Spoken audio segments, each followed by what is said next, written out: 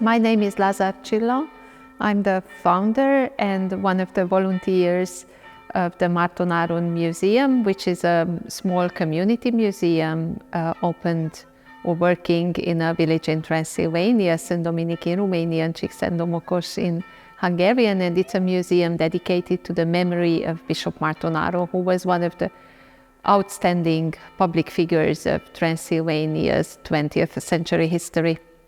Márton Áron was a Catholic bishop of Transylvania. He was born at the very end of the 19th century, and he became a bishop in 1939. He lived through the 20th century, and he was a bishop, so a very important public figure of Transylvania for almost half a century. Actually, we could not really talk, or people were not really supported to talk about Márton Áron until 1990, so the fall of communism, as he was considered one of the biggest enemies of the communist regime in Romania. But after 1990, people started to speak openly about him, started to pick him as one of their examples, and there were several statues in public squares for him, and also there were a couple of institutions named after him, like schools, the school in this village.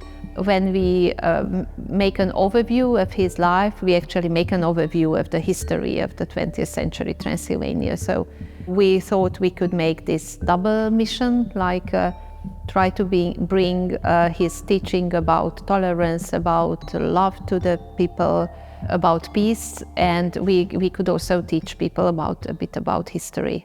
Our first focus was young people, and we wanted to transmit these messages of Márton Áron mainly to the younger generations, because the older people still have the memory of seeing him and listening to his speeches. This museum is mostly for visitors from outside of the community, because usually when a group of children comes to the museum and we do certain activities with them, they won't come back again in 6 months, because the exhibition doesn't really change that often. So that's why we decided to open this space where we are sitting now, which is a pilgrimage and community center.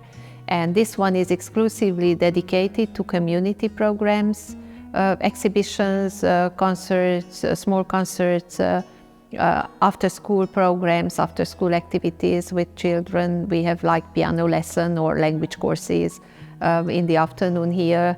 We made a survey last autumn involving lots of members of the community, so a few hundred people responded to our survey, and they had really good ideas what we shall do here, how can we involve local people in the activities going on here. Our first target obviously are children and young people, but we have recently organized also training sessions or workshops for parents on positive parenting, for instance, in collaboration with the Spectrum Center. We occasionally make like exhibitions, painting exhibitions from the works of local artists, local painters, or we do like a project contest for children where they work in group and then we exhibit their work in this space. So I think it's a great place of lifelong learning and community building. Actually, the organization who opened the museum and this community center is a 100% volunteer organization. So we don't have a paid staff at all. Everyone who contributes to the everyday running of the program is a volunteer.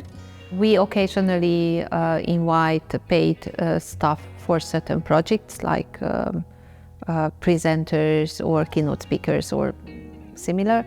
But those who do the everyday business, who organize local community activities, who ask local communities about their needs, who do the cleaning, who invite visitors to the museum or leads groups in the museum or guides groups in the museum, all of them are volunteers. So we have quite a big base of volunteers. And we try to involve all the time young people as well, because they are the next generation and they are who have more time to devote to community programs. And I think it's really important to teach young people that this kind of volunteering, these random acts of kindness are really good, not only for the community, but also for the kids themselves. What I really hope as an impact for this project is to teach people to believe in themselves and to teach people that it's fine to support each other, and the competition is not everything. So we can do more if we support each other and not compete with each other.